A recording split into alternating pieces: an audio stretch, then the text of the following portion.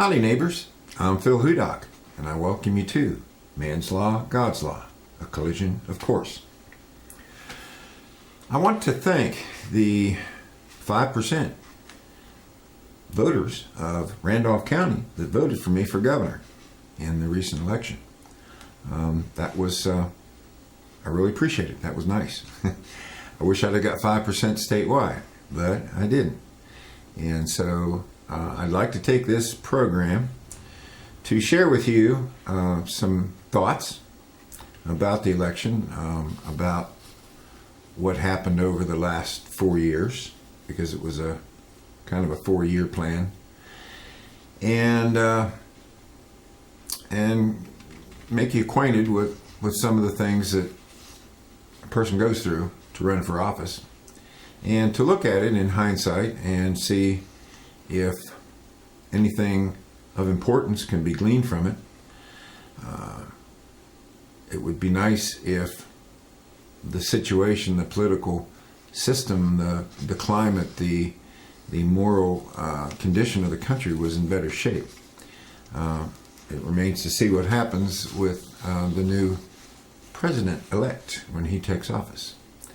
And I'll mention something about Donald Trump later. But what I did, being a science teacher, I used an science experimental lab report format to introduce or bring up this topic of what happened in the past election. So the title is A Political Election. Actually, a political experiment. Purpose. Can a small political party, Constitution Party of West Virginia, less than 200 members, mostly inactive, run a candidate for governor, me, receiving a minimum of 1% of the votes, thereby securing statewide ballot access? And that's the only way, that's the exclusive way to obtain statewide ballot access in West Virginia. Otherwise, every person running in every contest for every race must secure a number of petitions to get on the ballot. And for me, it was about 7,000, close to 7,000 valid signatures. Materials, resources, and mindset. Minimal funds, considerable time and energy, timely, important message, past experience, creative campaign, will to overcome past disappointments. Okay, I considered those to be resources and what would contribute to my mindset. With minimal funds, the materials were somewhat limited as far as ads and things like that. I didn't have any newspaper ads. I didn't have any road signs. But I did have materials invested in my campaign. If you saw Mr. Obama had, and my campaign battle war wagon. Procedure. First, collect approximately 10,000 petition signatures, which will produce nearly 7,000 validated petitions needed for ballot access for the 2014 U.S. Senate race. This will provide statewide recognition in preparation for the 2016 West Virginia governor's race. Step 2. Campaign throughout West Virginia, running for U.S. Senate, of course, concentrating on the rule of law, limited government, and a return to our Christian heritage. Step 3.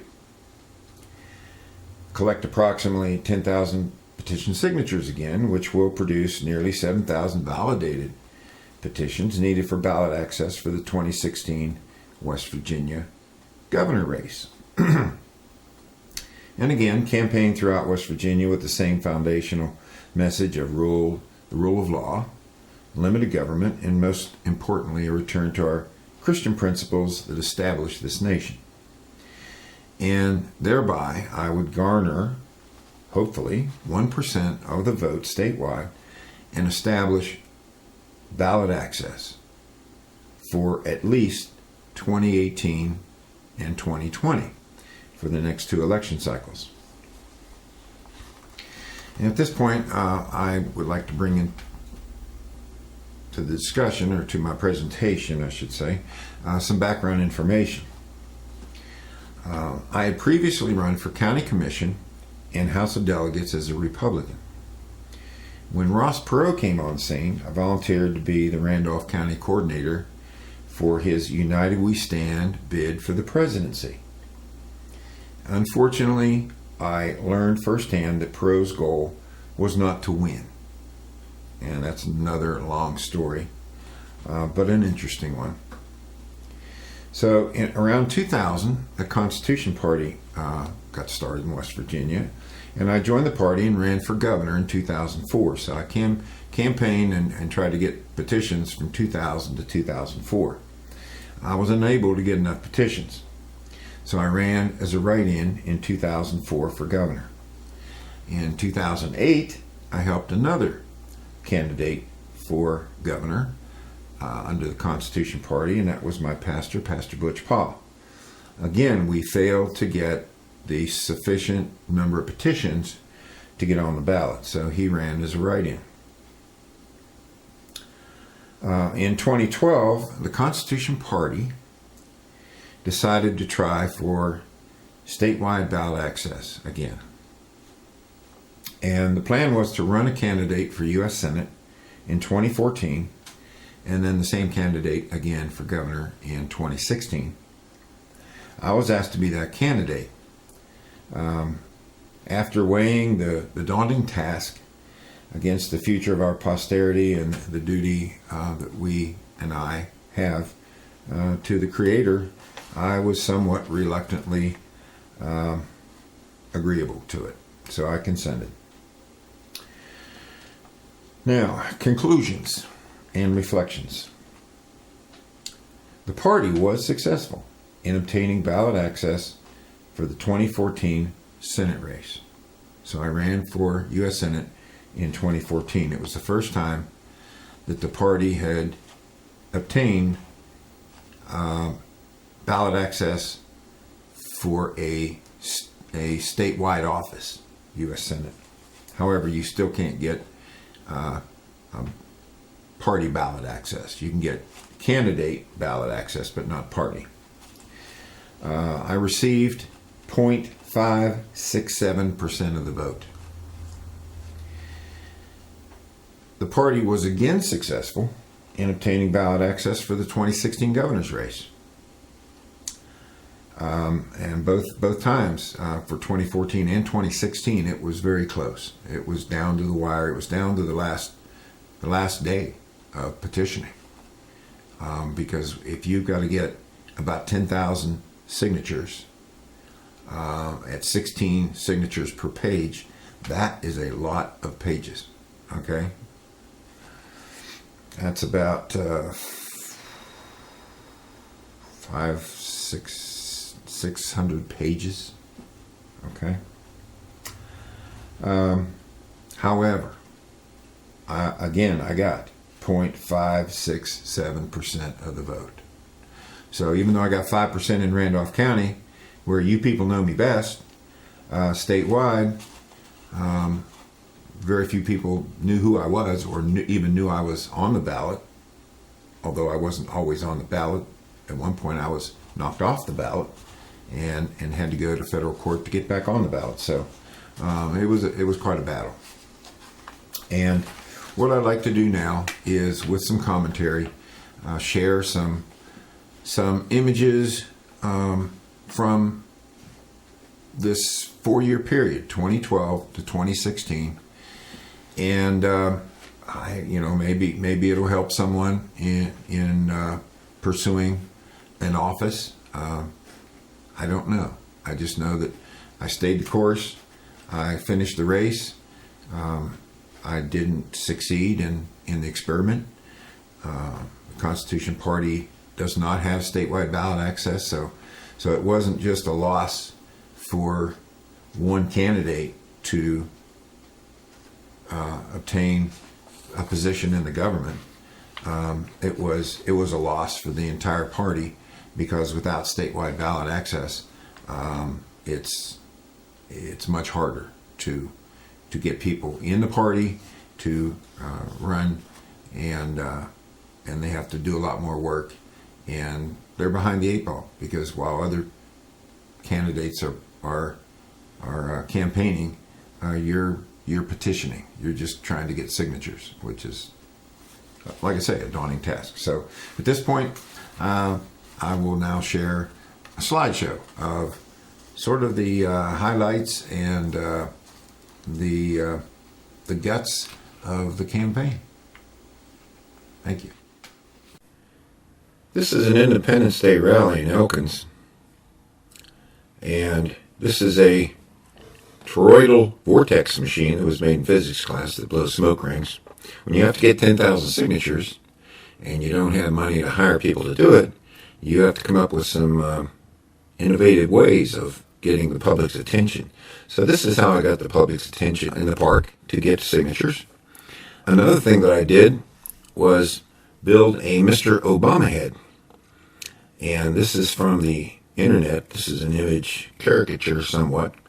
And I decided to use the toroidal vortex machine inside a 7-foot tall Mr. Obama head.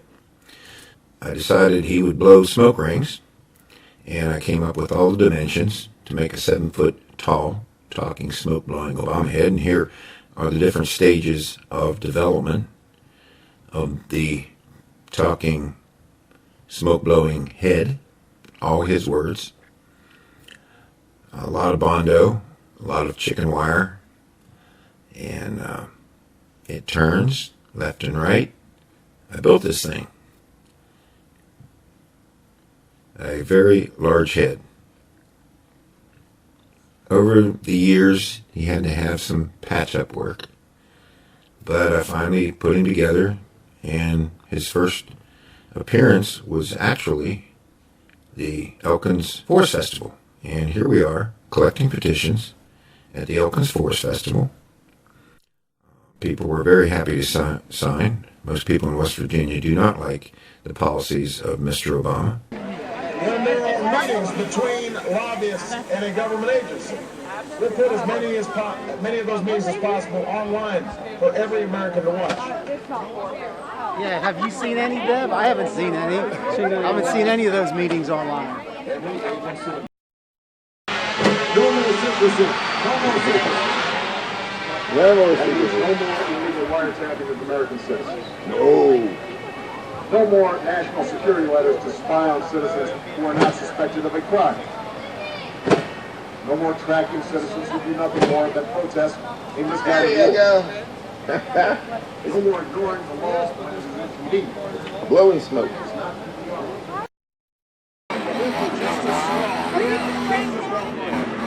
It's the other side. Flip it over.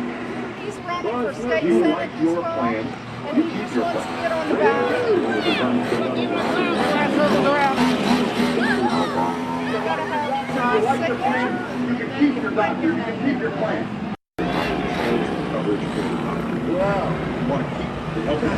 We're having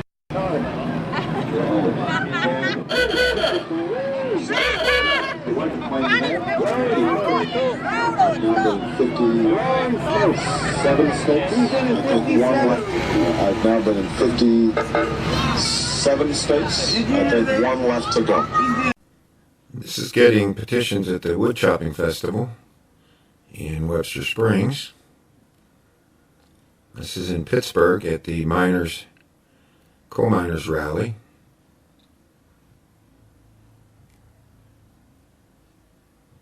This is a tour, 5 days of touring across the state. Went to every part of West Virginia, Eastern Panhandle, Northern Panhandle, Western part, Southern part, went all the way to D.C.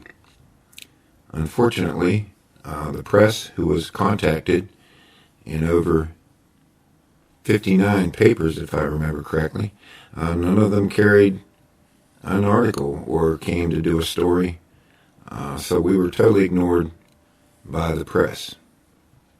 We had a road crew. And this is in Parkersburg. This is at Flatwoods. Quite often people would follow me into parking lots. Here's a collage of all over the state. Welch, Hancock County, War, Chester, West Virginia. I almost lost my head. Another thing that I decided to do to try to get past the media blockade and also get petitions was inspired by The Blues Brothers, a movie with John Belushi and Dan Aykroyd, in which they built a car with a huge speaker on the top. Here I am making my Blues Brothers campaign battle war wagon. There we have the Blues Brothers and the campaign battle war wagon. Here's a card that I produced and some ads that I ran in newspapers. Even ran ads in the Charleston Gazette, the Huntington paper, Elkins paper, and my hits on my website went up. But with limited funds, there weren't many ads, and there weren't any radio or TV ads, just newspaper. One thing the Constitution Party did, and it was part of my platform and also part of a lawsuit that I filed in West Virginia, had to do with church incorporation. In my 2014 bid for U.S. Senate, there was a Free the Churches 2014 two-part DVD set that was distributed to churches, telling churches that you're non-taxable. You don't need a tax exemption. To be tax exempt means you're 501c3, and that means you are making a deal. It's a contract with the government, and the government then can tell you what to do. At any rate, the West Virginia Constitution says no charter of incorporation shall be granted to any church or religious denomination. Provisions may be made by general laws for securing the title to church property and for the sale and transfer thereof, so that it be held, used, or transferred for the purposes of such church or religious denomination. And that's taken from the West Virginia Blue Book, and below it you see the actual 1872 hand draft Article 6, Section 47 of the West Virginia Constitution, something that the Constitution Party was looking for, and it's the earliest founding document that we could find of the West Virginia Constitution in the state archives, which they didn't even know they had. We actually purchased, this is from the archivist, a letter about what we'd found, and very interesting.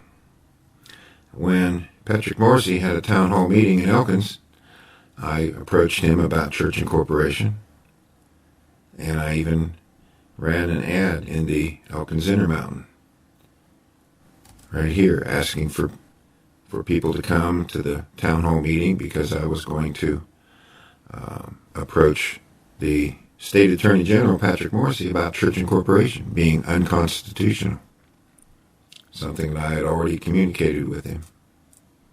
And this is a segment by Donald Trump where he actually addresses that subject. I was very surprised that Donald Trump would actually address the subject of church incorporation and government control via the IRS, because churches are yoked to the government when they make a contract, a 501c3 tax-exempt contract with. Tell me about your core, because you say a lot of good stuff out there, but people want to make sure that you are going to be able to deliver. I'm a Christian, I'm Protestant, I'm Presbyterian. I think that Christianity, frankly, I think the Christians in our country are not treated properly. I think all of your problems, and I've seen it, the bill that was passed during the Lyndon Johnson era is horrible, because I see churches where they're afraid to be outspoken because they don't want to lose their tax-exempt status. And I realize that that's one of the problems. I know people want to endorse me, and they're afraid to endorse anybody because they don't want to get political. So essentially, they've taken a lot of the power away from the church. I want to give power back to the church because the church has to have more power. Christians are really, Christianity is really being chopped. Little by little, it's being taken away. I want people on Christmas to go into stores and see signs that say Merry Christmas again. And it's going to happen with me. It's going to happen with me. It's not going to happen with anybody else. So you just invoked Lyndon Johnson there in 1952, the tax-exempt status. So just so I understand, you're basically saying that you want pastors to be more involved and speak more boldly from the pulpit like they did in Revolutionary War times. Is that it? I want pastors to be able to speak. They're afraid to speak now. They're afraid to get involved in politics because of tax-exempt status.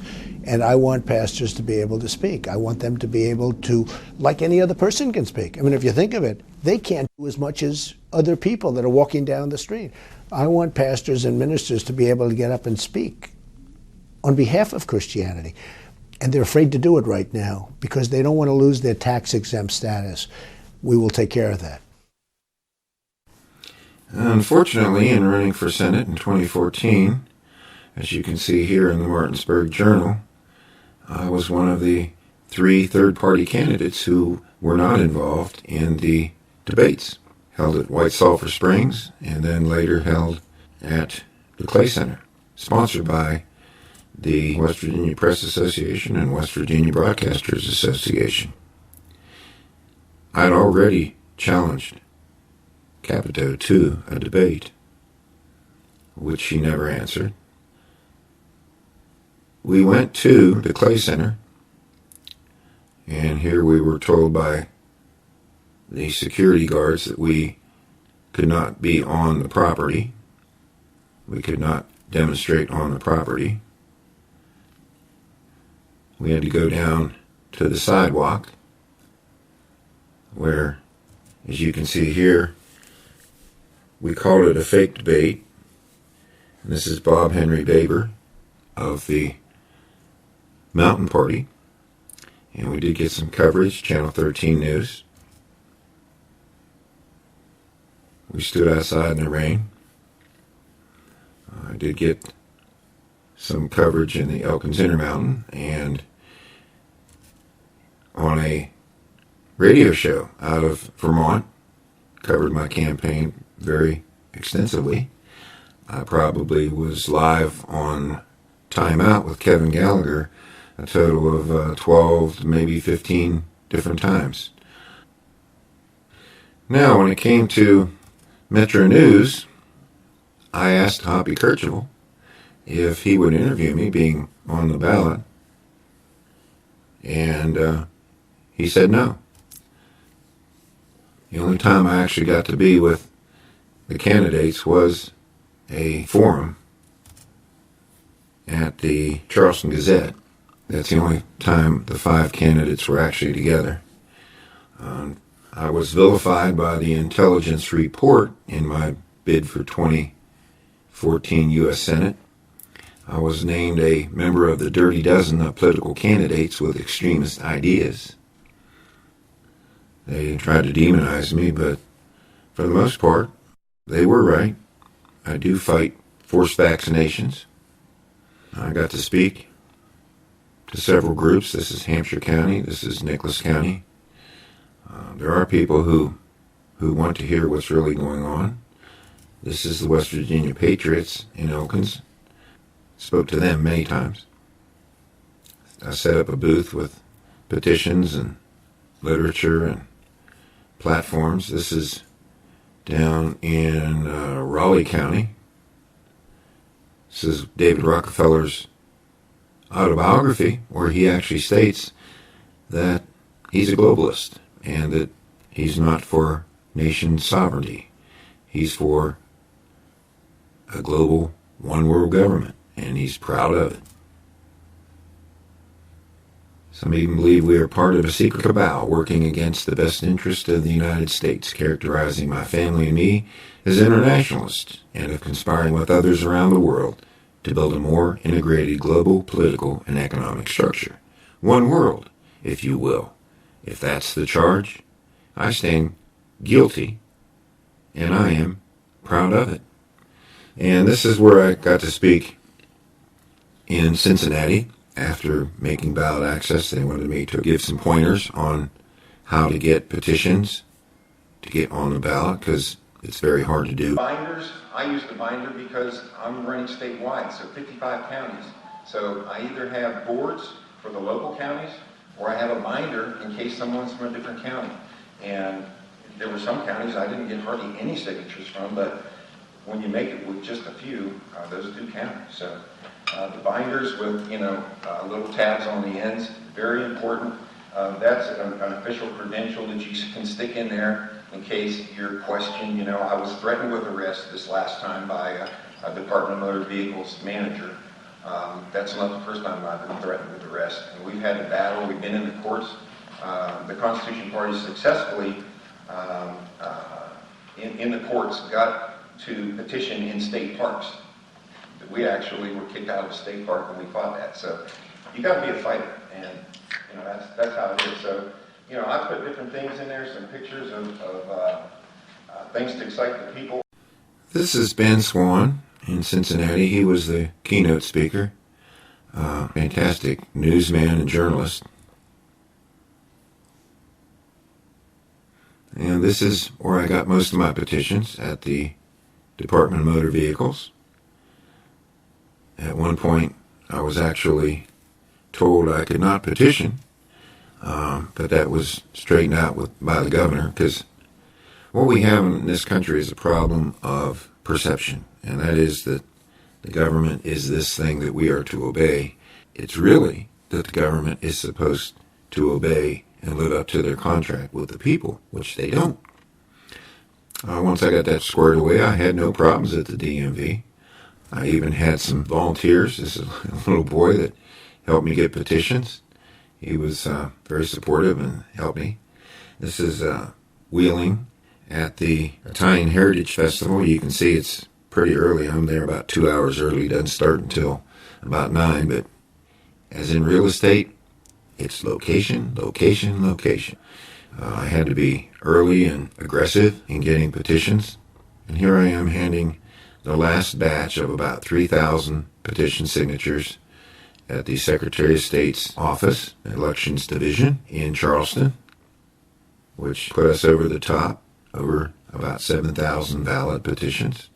And I sent out an immediate press release. Wasn't covered very widely. Did get some coverage with our national candidate for president in the Charleston Gazette. These are campaign cards, a master that I produced and printed off. This is the front of the card. This is the back of the card with platform positions: pro-life, pro-Second Amendment, pro-immigration control, pro-fair trade, not free trade. This is a magnetic car sign that I designed. And here are some campaign cards also that I produced, and the Constitution Party made up a updated brochure. A lot of work goes into a campaign. Didn't have any newspaper ads. However, one of the Constitution Party members, Joe Morris, did get ads in the Tyler and Wetzel County newspapers, trying to pique people's interest, who is Phil Hudok.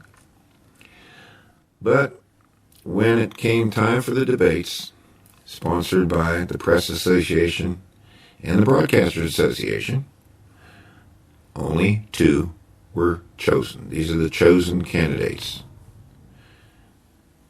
As if there were only 2, when in reality there were 5 on the ballot. So the 3 candidates, Mountain, Constitution, Libertarian, Charlotte Pritt, Phil Hudok, and David Moran, were not invited. This is what their ballot looks like: Democrat, Republican, and no one else. The Libertarian Party, actually the chairman of the party, decided to circulate a petition online to get people to complain about favoritism in the gubernatorial debates. The Constitution Party and I joined in and also promoted this petition. And here I am at the first gubernatorial 2016 debates, protesting with my campaign battle war wagon, driving around the Clay Center as the two chosen candidates debate inside. And I bullhorned, interviewed people, did get a little bit of TV coverage. Charlotte Pritt joined me. She's the Mountain Party candidate for governor. The police were called, and it was clearly evident that the reason they were called was that the establishment didn't want me speaking. They wanted to stifle my free speech. So you can see Charlotte here talking to the people there, but the police never bothered. Now, Cole and Justice were not the only people at the Clay Center tonight. 59 News anchor Megan Carr caught up with two of the candidates that did not get an invitation to the stage tonight. She brings us more. The final gubernatorial debate is over. Democrat Jim Justice and Republican Bill Cole debated everything from the economy to education.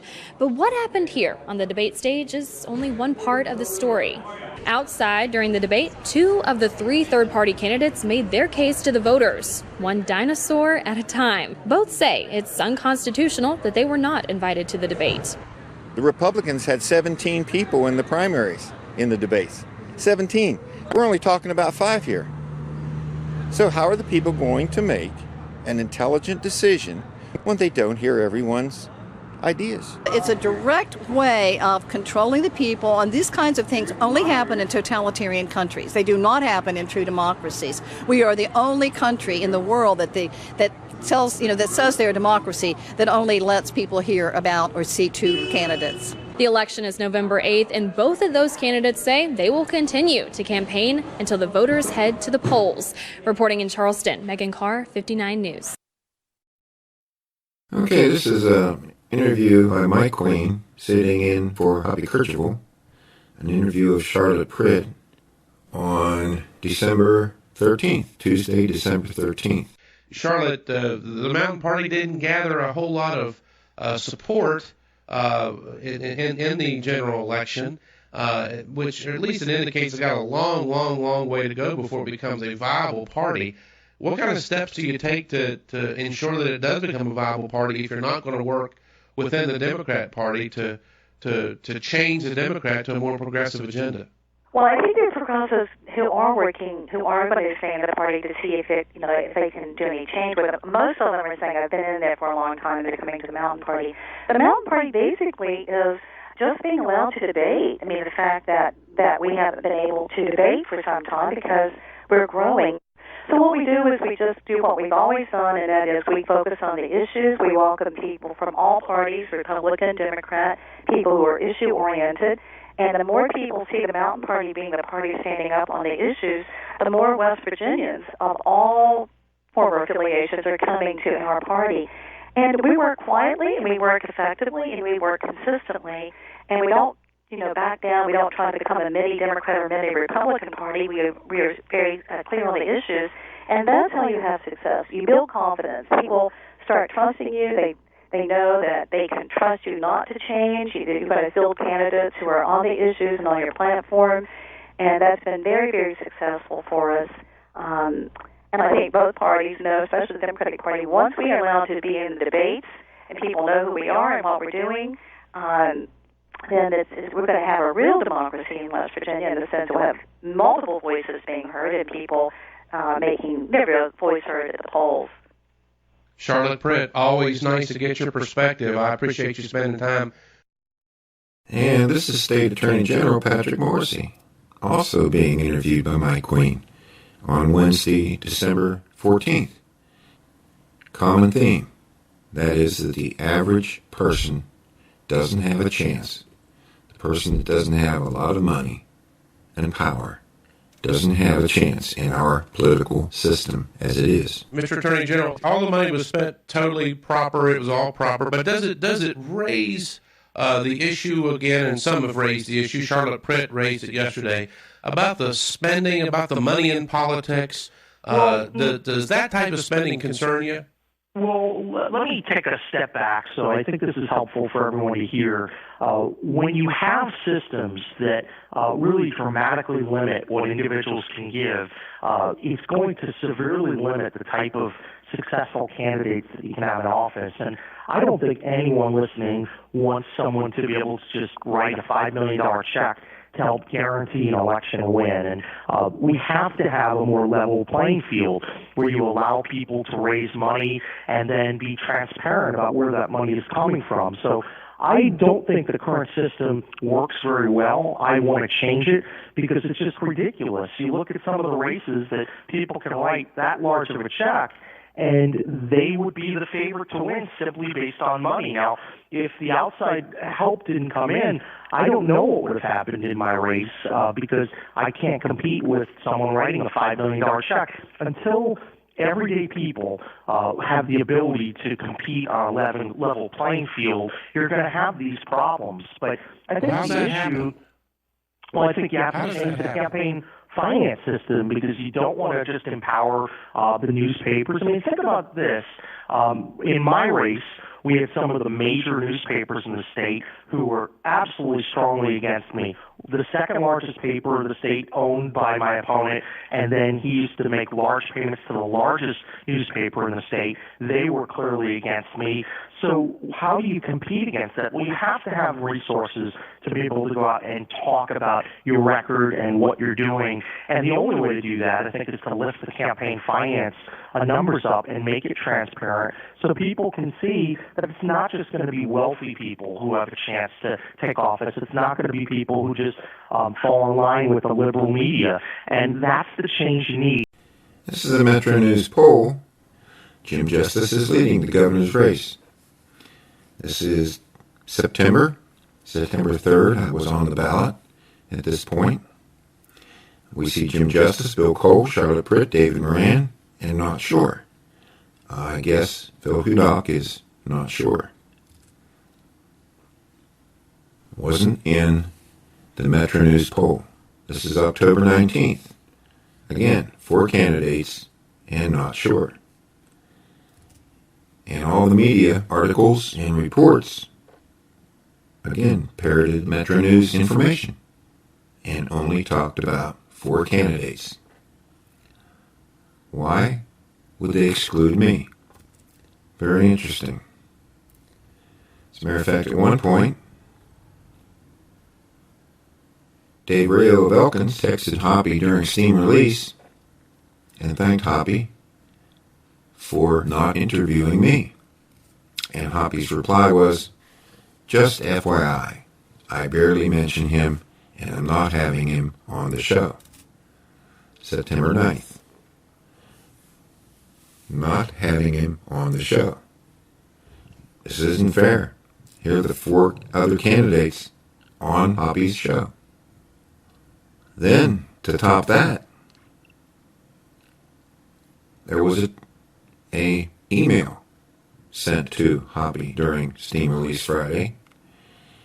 He thanked Hoppy for not including me in the Metro News polls. And Hoppy's reply, we left him out on purpose. So Metro News, part of the Broadcasters Association, left me out of the polls that determine whether you can be on the ballot, and left me out on purpose. So we see a program here. When running for U.S. Senate, I had asked Hoppy Kercheval at the state capitol if he would interview me upon making ballot access. His answer was, you can't win. And he would not interview me. So the following week, I arranged a journalistic bushwhacking of Hoppy Kercheval. And this is how it went. Hey, Hoppy Kercheval, how are you? Nice to meet you. Could I ask you a question? Okay. If Phil Hudok is on the ballot, Would you interview him? What's he running for? U.S. Senate? On what party? Constitutional Party? Sure. Put it on record. I'll interview him. Thank you. Okay.